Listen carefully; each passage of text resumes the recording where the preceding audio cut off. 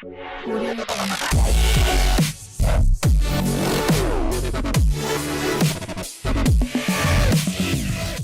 എക്സലിന്റെ online ക്ലാസ്സിലേക്ക് സ്വാഗതം. നമ്മൾ ഫിസിക്സിലെ രണ്ടാമത്തെ ചാപ്റ്റർ ആയിട്ടുള്ള മോഷൻ എന്ന പാഠം പഠിച്ചുകൊണ്ടിരിക്കുകയായിരുന്നു. അതിൽ സ്പീഡും വെലോസിറ്റിയും വരെയാണ് നമ്മൾ പറഞ്ഞു നിർത്തിയത്. അപ്പോൾ നമുക്ക് അടുത്ത ടോപ്പിക്കിലേക്ക് കിടക്കാം. യൂണിഫോം സ്പീഡ് അഥവാ സമവേഗം, അതുപോലെ തന്നെ നോൺ യൂണിഫോം സ്പീഡ് അസമവേഗം എന്താണ് നമുക്ക് നോക്കാം. യൂണിഫോം സ്പീഡ് എന്താണ് നിങ്ങൾക്ക് പ്രാക്ടിക്കൽ നോളജ് ഉണ്ടായിരിക്കും. അതായത് യൂണിഫോം എന്ന വാക്കിനർത്ഥം നിങ്ങൾ സാധാരണ സ്കൂളിലൊക്കെ യൂണിഫോം ഇട്ടാണ് പോകാറുള്ളത്. അപ്പോൾ എന്താണ് യൂണിഫോം, അല്ലെങ്കിൽ എന്താണ് യൂണിഫോമിന്റെ പ്രത്യേകത, അതിന്റെ പ്രാധാന്യം എന്താണെന്ന് നിങ്ങൾക്കറിയാം. കാരണം എല്ലാ വിദ്യാർത്ഥികളെയും ഒരുപോലെ കാണാൻ വേണ്ടിയും അല്ലെങ്കിൽ ഒരുപോലെ അവർക്ക് പ്രാധാന്യം കിട്ടാൻ വേണ്ടിയാണ് യൂണിഫോം ഇടുന്നത്. കളർ ഡ്രസ് ആണെങ്കിൽ ഓരോരുത്തരും ഓരോ രീതിയിലായിരിക്കും ഇട്ടുകൊണ്ടുവരുന്നത്. പക്ഷേ യൂണിഫോം ആണെങ്കിൽ എല്ലാവരും ഒരേപോലെയാണ്. അപ്പോൾ ഒരുപോലെ എന്ന ഒരു കൺസെപ്റ്റ് കൊണ്ടുവരാൻ വേണ്ടിയാണ് യൂണിഫോം ഉപയോഗിക്കുന്നത്. അപ്പോൾ യൂണിഫോം സ്പീഡ് എന്ന് വെച്ച് കഴിഞ്ഞാലും എന്ത് തന്നെയാണ്, ഒരുപോലെ അല്ലെങ്കിൽ ഒരേ സ്പീഡ്, ഒരേ വേഗത എന്ന് തന്നെയാണ് അർത്ഥം. നിങ്ങളിപ്പോൾ വീട്ടിൽ നിന്നും കടയിലേക്ക് പോവുകയാണ്, നിങ്ങൾ പാട്ടും പാടി കളിച്ചിരിച്ച് ഒരേപോലെ കാലടി വെച്ച് ഇങ്ങനെ പൊക്കിക്കൊണ്ടിരിക്കുകയാണ്. അപ്പോൾ ഒരേപോലെ പൊക്കിക്കൊണ്ടിരിക്കുകയാണ്, അതിനെയാണ് നമ്മൾ സാധാരണ യൂണിഫോം സ്പീഡ് എന്ന് പറയുന്നത്. അത്രയേ ഉള്ളൂ കൺസെപ്റ്റ് എന്ന് പറയുന്നത്. നമുക്കിവിടെ ഉദാഹരണത്തിലൂടെ അതിന്റെ എന്താണ് കുറച്ചും കൂടെ ഡീറ്റെയിൽ ആയിട്ട് നമുക്ക് പഠിക്കാം. ഇവിടെ ഒരു ഉദാഹരണം കൊടുത്തിട്ടുണ്ട്. ഒരാള് എ എന്ന പൊസിഷനിൽ നിന്ന് സ്റ്റാർട്ട് ചെയ്ത് അയാൾ ബി, സി, ഡി, ഇ എന്ന പൊസിഷനിലൂടെ കടന്നുപോയി എഫിൽ എത്തിച്ചേരുന്നു. അപ്പോൾ അയാളുടെ ഇനിഷ്യൽ പൊസിഷൻ എ ആണ്, ഫൈനൽ പൊസിഷൻ എഫ് ആണ്. അപ്പോൾ ഇനിഷ്യൽ പൊസിഷൻ എ ആയതുകൊണ്ട് തന്നെ അവിടെ 0 മീറ്റർ ആണ്. അയാൾ ഒരു ഡിസ്റ്റൻസും ട്രാവൽ ചെയ്തിട്ടില്ല, അതുകൊണ്ട് അത് 0 മീറ്റർ ആണ്. അയാൾ പയ്യെ ബിയിൽ കൂടെ സിയിൽ കൂടെ കടന്നു പോവുകയാണ്. അപ്പോൾ നമുക്ക് ഓരോ സെക്ഷനായിട്ട് നോക്കാം. ഇവിടെ നമ്മൾ 0യിൽ നിന്ന്, അതായത് എയിൽ നിന്ന് സ്റ്റാർട്ട് ചെയ്യുമ്പോൾ നമ്മൾ ടൈം ഓൺ ആക്കുകയാണ്, ടൈം കൂടെ നോക്കുകയാണ്. അയാൾ എയിൽ നിന്നും ബിയിലെത്തി. എയിൽ നിന്നും ബിയിൽ എത്തുമ്പോൾ അയാൾ എത്ര മീറ്റർ സഞ്ചരിച്ചു? 0യിൽ നിന്നും 20 മീറ്റർ സഞ്ചരിച്ചു. അതായത് അയാൾ സഞ്ചരിച്ച ഡിസ്റ്റൻസ് എത്രയാണ്? 20 മീറ്റർ ആണ്. ഇവിടെ തന്നിട്ടുള്ള ടേബിളിൽ ഇവിടെ ഡിസ്റ്റൻസ്, അതായത് എയിൽ നിന്ന് ബിയിലേക്കും ബിയിൽ നിന്ന് സിയിലേക്കും പോകുമ്പോൾ അയാൾ സഞ്ചരിച്ച ഡിസ്റ്റൻസ് ആണ് ഇവിടെ നൽകിയിരിക്കുന്നത്. ഇവിടെ നമുക്ക് നോക്കാം. എയിൽ നിന്നും ബിയിലേക്ക് സഞ്ചരിക്കുമ്പോൾ അയാൾ സഞ്ചരിച്ച ഡിസ്റ്റൻസ് 20 മീറ്റർ ആണ്. നമുക്കിവിടെ ഫിഗറിൽ തന്നെ മനസ്സിലാവും. എയിൽ നിന്നും ബിയിലേക്ക് സഞ്ചരിക്കാൻ 20 മീറ്റർ സഞ്ചരിച്ചു. അതാണ് ഇവിടെ നൽകിയിരിക്കുന്ന 20 എന്ന് പറയുന്നത്. എത്ര ടൈം എടുത്തു? ഇവിടെ നോക്കുക, 0 സെക്കൻഡ് മുതൽ 2 സെക്കൻഡ് വരെ. അതായത് എത്ര സെക്കൻഡ് എടുത്തു? 2 - 0 എത്ര കിട്ടി? 2 സെക്കൻഡ് കിട്ടി. അതായത് 0-ൽ തുടങ്ങി 2-ൽ അവസാനിക്കുന്നു. അപ്പോൾ 2 സെക്കൻഡാണ് അവിടെ എടുത്ത സമയം എന്ന് പറയുന്നത്. അപ്പോൾ ഇവിടുത്തെ സ്പീഡ് കണക്കാക്കാൻ എന്ത് ചെയ്യും? Distance by time. സ്പീഡ് എന്ന് പറയുന്നത് ഡിസ്റ്റൻസ് ബൈ ടൈം ആണ്. അപ്പോൾ ഡിസ്റ്റൻസ് 20, ടൈം 2. അപ്പോൾ 20/2 10 എന്ന് കിട്ടി. ഇനി അടുത്ത സെക്ഷൻ നോക്കാം. ബിയിൽ നിന്ന് സിയിലേക്ക്. 20 മീറ്ററിൽ നിന്നാണ് തുടങ്ങുന്നത്. 20 മീറ്റർ തുടങ്ങി 40 മീറ്റർ ആയി. അപ്പോൾ അവിടെ നിന്ന് വ്യത്യാസം എത്രയാ? 20 മുതൽ 40 വരെ വ്യത്യാസം 40 - 20 എന്ന് എടുക്കണം. അല്ലാതെ നിങ്ങൾ ബിയിൽ നിന്ന് സിയിൽ എത്തിയപ്പോൾ നിങ്ങൾ എത്ര 40 മീറ്റർ സഞ്ചരിച്ചു എന്നല്ല മനസ്സിലാക്കേണ്ടത്. ബിയിൽ നിന്ന് സി, ബി എന്ന് പറയുന്നത് 0 അല്ല, 20 മീറ്റർ ആണ് നമ്മൾ തുടങ്ങുന്നത്. അപ്പൊ 20യിൽ നിന്ന് 40 മീറ്റർ ആയി. അപ്പോൾ അവിടുത്തെ വ്യത്യാസം എത്രയാണ്? 40 - 20. മനസ്സിലായല്ലോ? നിങ്ങളുടെ കയ്യിൽ ഇപ്പോൾ 5 മുട്ടായി ഉണ്ട്. ഒരാൾ കുറച്ച് മുട്ടായി നിങ്ങൾക്ക് തന്നു, അപ്പൊ 8 മുട്ടായി ആയി മാറി. അപ്പോൾ അവിടെ എത്ര മുട്ടായി അയാൾ തന്നത്? അയാൾ 8 മുട്ടായി അല്ല തന്നത്. നിങ്ങളുടെ കയ്യിൽ ഓൾറെഡി 5 ഉണ്ടായിരുന്നു. അയാൾ 3 മുട്ടായി കൂടെ തന്നപ്പോഴാണ് നിങ്ങളുടെ കയ്യിൽ 8 മുട്ടായി ആയി മാറിയത്. അപ്പൊ അയാൾ തന്ന മുട്ടായി എന്ന് പറയുന്നത് 3 എണ്ണമാണ്. അതുപോലെ തന്നെയാണ് ഇവിടെ. നിങ്ങൾ ഓൾറെഡി 20 മീറ്റർ സഞ്ചരിച്ചു, പിന്നെ വീണ്ടും ഒരു കുറച്ച് ദൂരം സഞ്ചരിച്ചപ്പോൾ 40 മീറ്ററായി മാറി. അപ്പോൾ അവിടെ നിന്ന് വ്യത്യാസം എത്രയാ? 40 - 20. അപ്പൊ എത്ര കിട്ടും? അവിടെയും സഞ്ചരിച്ച ദൂരം 20 തന്നെയാണ്. സമയം ഇതുപോലെ തന്നെയാണ്. 2 സെക്കൻഡിൽ നിന്ന് 4 സെക്കൻഡായി മാറി. അപ്പോൾ എത്ര കൂടി?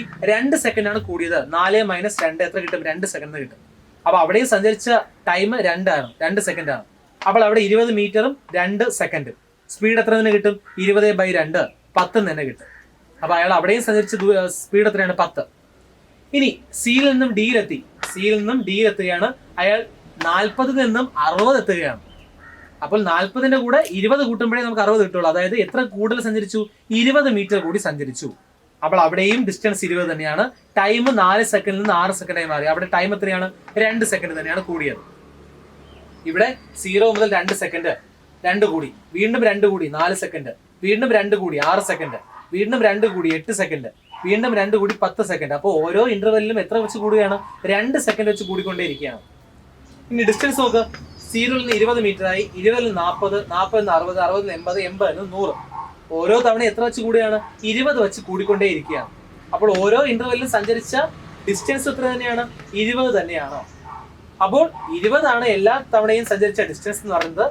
ഈ 2 സെക്കൻഡ് വീതമാണ് ഓരോടത്ത് കൂടിക്കൊണ്ടിരിക്കുന്നത്. അതുകൊണ്ട് തന്നെ എല്ലാ ഇന്റർവെല്ലിലും എയിൽ നിന്ന് ബിയിലാണെങ്കിലും ബിയിൽ നിന്ന് സിയിലാണെങ്കിലും അവസാനം ഇയിൽ നിന്ന് എഫിലാണെങ്കിലും എല്ലാ ഇന്റർവെല്ലിലും അയാൾ സഞ്ചരിച്ച സ്പീഡ് എത്രയാണ്? 10 മീറ്റർ പെർ സെക്കൻഡ് ആണ്. അപ്പോൾ ഇതിൽ നിന്ന് എന്ത് മനസ്സിലാക്കാം? ഓരോ ഇന്റർവെല്ലിലും ഈക്വൽ ഇന്റർവെൽ ഓഫ് ടൈമില് മനസ്സിലാക്കുക, ഈക്വൽ ഇന്റർവെൽ ഓഫ് ടൈമിൽ ഓരോ 2 സെക്കൻഡിലും അയാൾ എത്ര ഡിസ്റ്റൻസ് സഞ്ചരിക്കുന്നു? ഈക്വൽ ഡിസ്റ്റൻസ് തന്നെയാണ് ട്രാവൽ ചെയ്തുകൊണ്ടിരിക്കുന്നത്.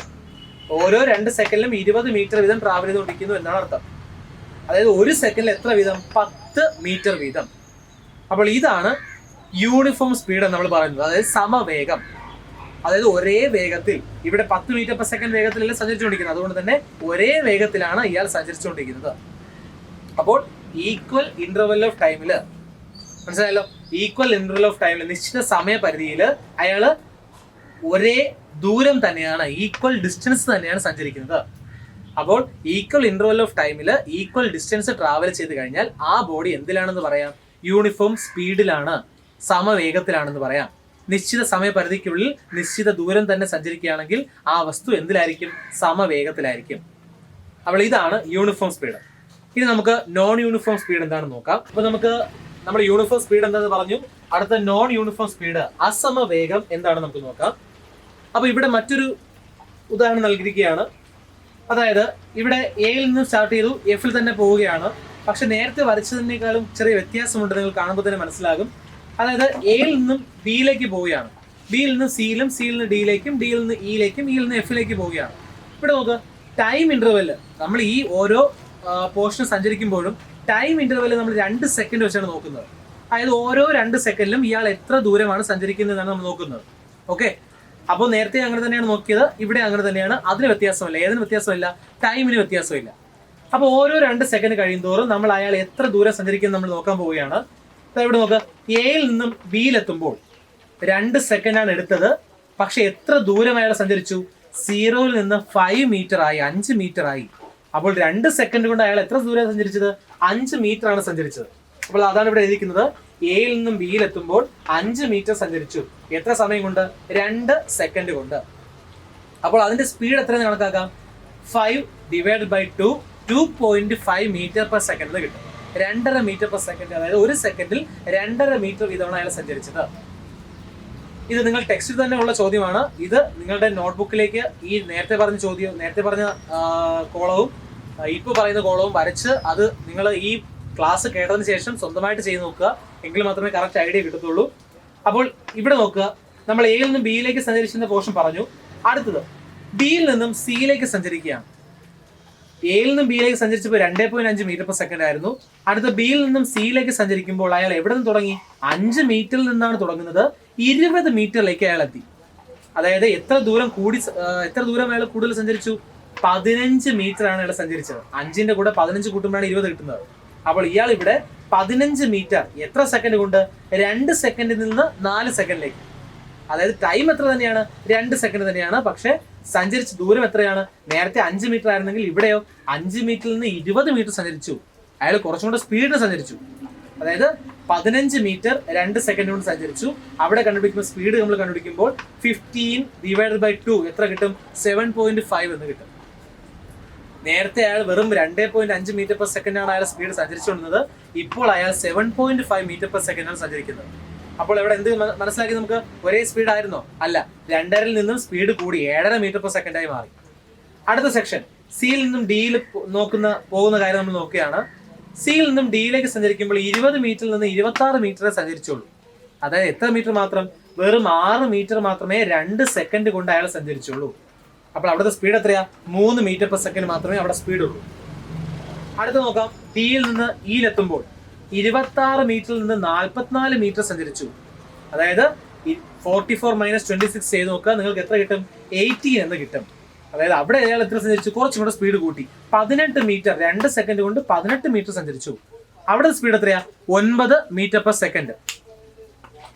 9 മീറ്റർ പെർ സെക്കൻഡ് ആണ് അവിടെ സഞ്ചരിച്ച സ്പീഡ് എന്ന് പറയുന്നത്. അടുത്തത് ഇ മുതൽ എഫ് വരെ. ഇ മുതൽ എഫ് വരെ സഞ്ചരിക്കുമ്പോൾ 44 മീറ്ററിൽ നിന്ന് 50 മീറ്റർ ആണ് അതിൽ സഞ്ചരിക്കുന്നത്. തെറ്റാണ്, ഇവിടെ മീറ്റർ ആണ്. അപ്പോൾ 44 മീറ്ററിൽ നിന്ന് 50 മീറ്റർ ആണ് സഞ്ചരിക്കുന്നത്. അപ്പോൾ അവിടെ വന്ന വ്യത്യാസം എത്രയാണ്? 50 - 44 6 മീറ്റർ ആണ് സഞ്ചരിക്കുന്നത്. എത്ര സെക്കൻഡ് കൊണ്ട്? 2 സെക്കൻഡ് കൊണ്ട്. അപ്പോൾ 2 സെക്കൻഡ് കൊണ്ട് ഇവിടെ 6 മീറ്റർ ആണ് സഞ്ചരിച്ചത്. അവിടുത്തെ സ്പീഡ് എന്ന് പറയുന്നത് 3 മീറ്റർ പെർ സെക്കൻഡ് ആണ്. അപ്പോൾ നിങ്ങളോട് ശ്രദ്ധിച്ച് അറിയാൻ പറ്റും, നേരത്തെ നമ്മൾ കോളം ചെയ്തപ്പോൾ എല്ലാ സ്പീഡും 10 metre per second 10 metre per second എന്നായിരുന്നു. പക്ഷെ ഇവിടെയോ ഒരേ സ്പീഡല്ല. ആദ്യം 2 നിന്ന് കൂടി 7.5 ആയി, പിന്നെ കുറഞ്ഞ് 3 ആയി, പിന്നെ കൂടി 9 ആയി, പിന്നെയും കുറഞ്ഞ് 3 ആയി. അപ്പോൾ ഇത് ഡിഫറെന്റ് ടൈപ്പ് ഓഫ് സ്പീഡാണ്, ഒരേ സ്പീഡല്ല. അതായത് എന്ത് മനസ്സിലാക്കുക, ഈക്വൽ ഇന്റർവെൽ ഓഫ് ടൈം ആയിരുന്നു. നമ്മൾ ഒരേ ഇന്റർവെൽ ഓഫ് ടൈമിലാണ് നമ്മൾ എടുത്തത്, 2 സെക്കൻഡ് വീതമാണ് നമ്മൾ എടുത്തത്. പക്ഷേ ഈക്വൽ ഇന്റർവെൽ ഓഫ് ടൈമിൽ ഈക്വൽ ഡിസ്റ്റൻസ് ആണോ ട്രാവൽ ചെയ്തത്? അല്ല, അൺഈക്വൽ ഡിസ്റ്റൻസ്, അതായത് തുല്യമല്ലാത്ത ദൂരമാണ് അയാൾ സഞ്ചരിച്ചത്. അപ്പോൾ ഈക്വൽ ഇന്റർവെൽ ഓഫ് ടൈമിൽ അൺഈക്വൽ ഡിസ്റ്റൻസ് ആണ് അയാൾ ട്രാവൽ ചെയ്തത്. അതുകൊണ്ട് തന്നെ ഇയാൾ സഞ്ചരിച്ച സ്പീഡ് എന്താണ്? നോൺ യൂണിഫോം സ്പീഡ്, അസമവേഗം എന്ന് നമുക്ക് പറയാം. അതായത് ഒരേ ടൈം ഇന്റർവെല്ലിൽ, ഈക്വൽ ടൈം ഇന്റർവെല്ലിൽ അൺഈക്വൽ ഡിസ്റ്റൻസ് ആണ് ട്രാവൽ ചെയ്തതെങ്കിൽ നിശ്ചിത സമയപരിധിക്കുള്ളിൽ തുല്യമല്ലാത്ത ദൂരമാണ് അയാൾ സഞ്ചരിക്കുന്നതെങ്കിൽ അതിനെയാണ് നമ്മൾ അസമവേഗം അല്ലെങ്കിൽ നോൺ യൂണിഫോം സ്പീഡ് എന്ന് പറയുന്നത്. നിങ്ങൾ കടയിൽ പോവുകയാണെന്ന് കരുതുക. ഒരു എക്സാമ്പിൾ, നിങ്ങൾ കടയിൽ പോവുകയാണ്. കടയിൽ പോകുമ്പോൾ നിങ്ങൾ നേരത്തെ പറഞ്ഞതുപോലെ തന്നെ ഒരേപോലെ നിങ്ങൾ പാട്ടും പാടി കളിച്ചിരിച്ച് ഒരേപോലെ നടന്നു പോയിക്കൊണ്ടിരിക്കുകയാണ്. പെട്ടെന്ന് നിങ്ങളൊരു പട്ടിയെ കണ്ടു. പട്ടിയെ കാണുമ്പോൾ നിങ്ങൾ എന്ത് ചെയ്യും? നിങ്ങൾ പെട്ടെന്ന് പട്ടി കടിക്കാതിരിക്കാൻ വേണ്ടി നിങ്ങൾ എന്ത് ചെയ്യും? ഓടും. അപ്പോൾ നേരത്തെ ഒരേപോലെയാണ് സഞ്ചരിച്ചത്, പക്ഷെ പട്ടിയെ കാണുമ്പോൾ പട്ടി കടിക്കുമെന്ന പേടിയിൽ നിങ്ങൾ എന്ത് ചെയ്തു? സ്പീഡ് കൂട്ടി ഓടി. അപ്പോൾ അവിടെ നേരത്തെ സഞ്ചരിച്ച ഒരേ വേഗമായിരുന്നെങ്കിലും ഇപ്പോൾ സഞ്ചരിക്കുന്ന എന്തിലല്ല, വേഗത കൂട്ടിയാണ് സഞ്ചരിക്കുന്നത്, ഒരേ വേഗത്തിലല്ല. പിന്നെ കുറച്ചു നേരം കഴിയുമ്പോഴത്തേക്കും പട്ടിയെ കാണാതായി. അപ്പോൾ നിങ്ങൾ എന്ത് ചെയ്യും? ഓട്ടത്തിന്റെ സ്പീഡ് കുറച്ച് പയ്യെ നടക്കാൻ തുടങ്ങും. അപ്പോൾ അവിടെ സ്പീഡ് കുറച്ചു തുടങ്ങി. ആദ്യം സ്പീഡ് കൂട്ടി, പിന്നെ സ്പീഡ് കുറച്ചു. അപ്പോൾ നേരത്തെ പാട്ടും പാടി കളിച്ച് ഒരേപോലെ പോകുന്ന സ്പീഡിനെയാണ് നമ്മൾ യൂണിഫോം സ്പീഡ് എന്ന് പറയുന്നത്. പട്ടിയെ കണ്ടിട്ട് നമ്മൾ ഓടുന്നു, സ്പീഡ് കൂട്ടുന്നു. പട്ടി പോയതിനു ശേഷം നമ്മൾ എന്ത് ചെയ്യുന്നു? സ്പീഡ് കുറയ്ക്കുന്നു. അപ്പോൾ അവിടെ നോൺ യൂണിഫോം സ്പീഡാണ്, ഒരേ സ്പീഡിലല്ല സഞ്ചരിക്കുന്നത്. അപ്പോൾ ഇതാണ് യൂണിഫോം സ്പീഡും നോൺ യൂണിഫോം സ്പീഡും തമ്മിലുള്ള ബന്ധം എന്ന് പറയുന്നത്. ഇതുമായിട്ട് ബന്ധപ്പെട്ട മറ്റൊരു ടോപ്പിക്കാണ് യൂണിഫോം വെലോസിറ്റിയും നോൺ യൂണിഫോം വെലോസിറ്റിയും. നമുക്ക് എന്താണെന്ന് നോക്കാം. അപ്പോൾ നമ്മൾ നോൺ യൂണിഫോം സ്പീഡ് എന്താണെന്ന് നോക്കി, അതായത് സമവേഗവും അസമവേഗവും. അടുത്ത ടോപ്പിക് എന്ന് പറയുന്നത് യൂണിഫോം വെലോസിറ്റിയും നോൺ യൂണിഫോം വെലോസിറ്റിയാണ്. സമപ്രവേഗവും അസമപ്രവേഗവും. അപ്പോൾ എന്താണെന്ന് നമുക്ക് നോക്കാം. വളരെ ഒരു വ്യത്യസ്തത നിറഞ്ഞ ഒരു ടോപ്പിക്കാണ്. ഇവിടെ നോക്കുക, ഇവിടെ 3 കാറുകളുണ്ട്. 3 കാറുകൾ പല രീതിയിൽ സഞ്ചരിക്കുന്ന ചിത്രമാണ് ഇവിടെ നൽകിയിരിക്കുന്നത്. അതായത് ഒന്നാമത്തെ കാർ എ എന്ന് പറയുന്ന കാറ് 500 മീറ്റർ ദൂരം സഞ്ചരിക്കുകയാണെന്ന് ഇരിക്കുക. അപ്പൊ 500 മീറ്റർ ദൂരം സഞ്ചരിക്കുകയാണ്. അയാൾ ഈക്വൽ ഇന്റർവെൽ ഓഫ് ടൈമിൽ ഈക്വൽ ഡിസ്റ്റൻസ് കവർ ചെയ്താണ് സഞ്ചരിച്ചത് കരുതുക. സഞ്ചരിച്ച പാത്ത് ഒരു സ്ട്രെയിറ്റ് ലൈനാണ്. ഓക്കെ ആണല്ലോ? അപ്പോൾ സ്ട്രെയിറ്റ് ലൈനിൽ കൂടെ ഈക്വൽ ഇന്റർവെൽ ഓഫ് ടൈമിൽ ഈക്വൽ ഡിസ്റ്റൻസ്, അതായത് 500 മീറ്ററാണ് ആകെ ട്രാവൽ ചെയ്ത ഡിസ്റ്റൻസ്. അപ്പോൾ യൂണിഫോം സ്പീഡിലാണ് എന്നർത്ഥം. ഒരേ വേഗത്തിലാണ് അയാൾ സഞ്ചരിച്ചത്, സ്ട്രെയിറ്റ് ലൈനാണ് സഞ്ചരിച്ചത്. അപ്പോൾ കാർ എ ഇങ്ങനെയാണ് സഞ്ചരിച്ചത്. അപ്പോൾ നമുക്ക് ഇവിടെ എന്തും പറയാം, ഈ കാറ് യൂണിഫോം വെലോസിറ്റിയിലും കൂടെയാണ് എന്ന് പറയാം. അവസാനം ആകുമ്പോഴത്തേക്ക് നിങ്ങൾ കൺസെപ്റ്റ് മനസ്സിലാകും. ഇപ്പോൾ ഇങ്ങനെ പഠിക്കുക, കാർ എ സ്ട്രെയിറ്റ് ലൈനിൽ കൂടെ യൂണിഫോം സ്പീഡിലാണ് സഞ്ചരിക്കുന്നത്. സ്ട്രെയിറ്റ് ലൈൻ ആണെന്ന കാര്യം വളരെ ശ്രദ്ധിക്കുക, അതിന് വളരെ പ്രാധാന്യമുണ്ട് ഈ ടോപ്പിക്കിൽ. അപ്പോൾ സ്ട്രെയിറ്റ് ലൈനിൽ കൂടെ ഈക്വൽ ഇന്റർവൽ ഓഫ് ടൈമിൽ ഈക്വൽ ഡിസ്റ്റൻസ് കവർ ചെയ്താണ് സഞ്ചരിക്കുന്നത്. അതുകൊണ്ട് തന്നെ ഈ കാർ എ സഞ്ചരിക്കുന്നത് യൂണിഫോം വെലോസിറ്റിയിലാണെന്ന് നമുക്ക് പറയാം. ഇനി കാർ ബിയുടെ കാര്യം നോക്കുക. കാർ ബി സഞ്ചരിക്കുന്നത് ഈക്വൽ ഇന്റർവൽ ഓഫ് ടൈമിൽ അൺഈക്വൽ ഡിസ്റ്റൻസ് ആണ് ആ കാറ് ട്രാവൽ ചെയ്യുന്നത്. സ്ട്രെയിറ്റ് ലൈനായിട്ടാണ് തന്നെയാണ് ട്രാവൽ ചെയ്യുന്നത്, പക്ഷേ 500 മീറ്ററും ഒരേ സ്പീഡിലല്ല അയാൾ സഞ്ചരിക്കുന്നത്, പല സ്പീഡിലാണ്. ഈ പോർഷൻ 40 മീറ്റർ പെർ സെക്കൻഡ് ആണെങ്കിൽ അടുത്ത 20 metre per second, 10 metre per second. നമ്മൾ നോൺ യൂണിഫോം സ്പീഡ് കണ്ട അതേ രീതിയിൽ തന്നെയാണ് ഇവിടെ സഞ്ചരിക്കുന്നത്. ഇവിടെ ഒരേ സ്പീഡായിരുന്നു, എന്നാൽ ഇവിടെ എന്തല്ല, ഒരേ സ്പീഡിലല്ല, നോൺ യൂണിഫോം സ്പീഡിലാണ് ഇയാൾ കാർ ബി സഞ്ചരിക്കുന്നത്. അപ്പോൾ നോൺ യൂണിഫോം സ്പീഡ് ആയതുകൊണ്ട് തന്നെ ഇവിടെ എന്തായിരിക്കും, നോൺ യൂണിഫോം വെലോസിറ്റിയും ആയിരിക്കും. സ്ട്രെയിറ്റ് ലൈൻ ആണ്, പക്ഷേ സ്പീഡ് ഡിഫറെന്റ് ആയിരുന്നു. അതുകൊണ്ട് തന്നെ ഇവിടെയും എന്താണ്, നോൺ യൂണിഫോം വെലോസിറ്റി നമുക്ക് പറയാം.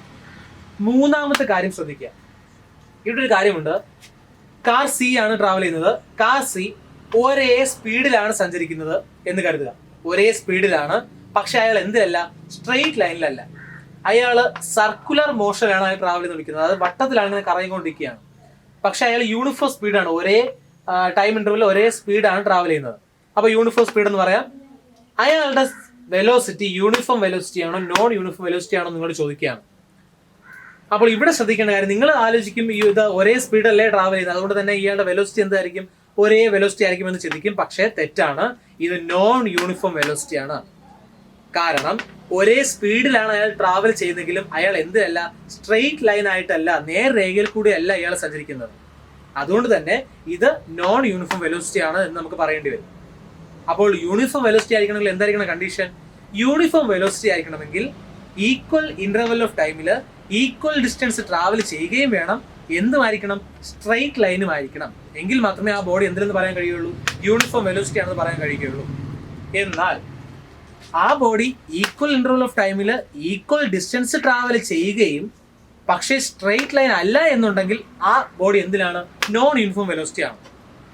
സ്ട്രെയിറ്റ് ലൈൻ ആയിട്ട് ഈക്വൽ സ്പീഡും ആണെങ്കിൽ അത് യൂണിഫോം വെലോസിറ്റി. ബാക്കിയുള്ള എല്ലാ ഇൻസ്റ്റന്റും ബാക്കിയുള്ള എല്ലാ സാഹചര്യവും എന്തിലായിരിക്കും?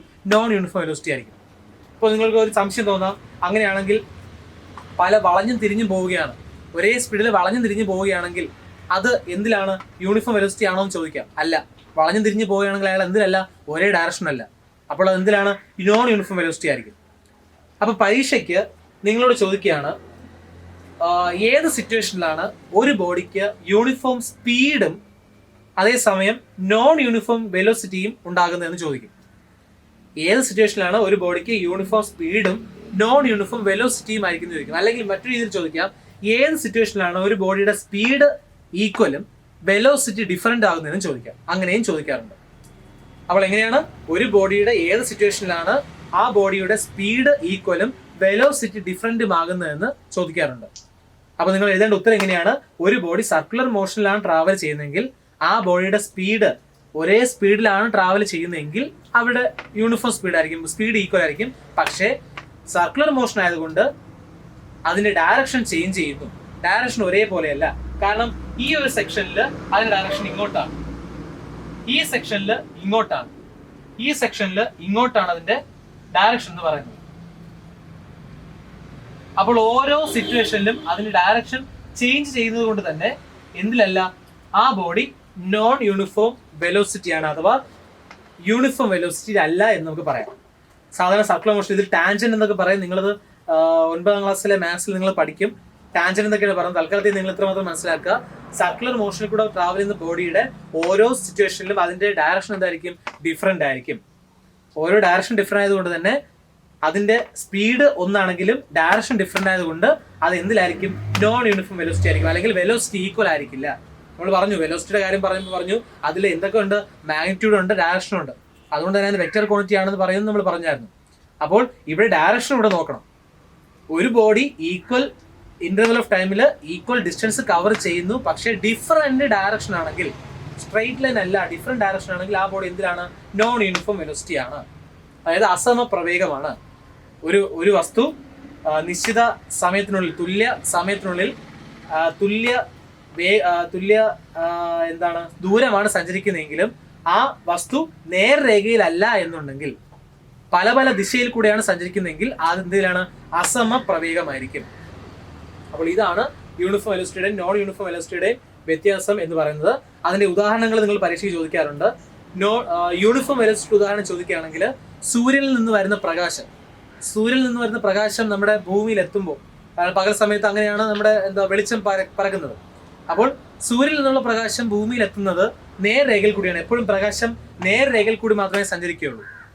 അതിനൊരു നിശ്ചിത വെലോസിറ്റി ഉണ്ട്, നിശ്ചിത സ്പീഡും ഉണ്ട്. അപ്പോൾ അത് നേർരേഖയിലൂടെ ആയതുകൊണ്ട് തന്നെ നമ്മളിപ്പോൾ ടോർച്ചിൽ നിന്ന് ലൈറ്റ് അടിക്കുമ്പോഴും ടോർച്ച് ഓൺ ആക്കുമ്പോൾ അതിൽ നിന്ന് പോകുന്ന പ്രകാശമാണെങ്കിലും അല്ലെങ്കിൽ സൂര്യനിൽ നിന്ന് വരുന്ന പ്രകാശമാണെങ്കിലും എല്ലാം എന്തിന് ഉദാഹരണമാണ്?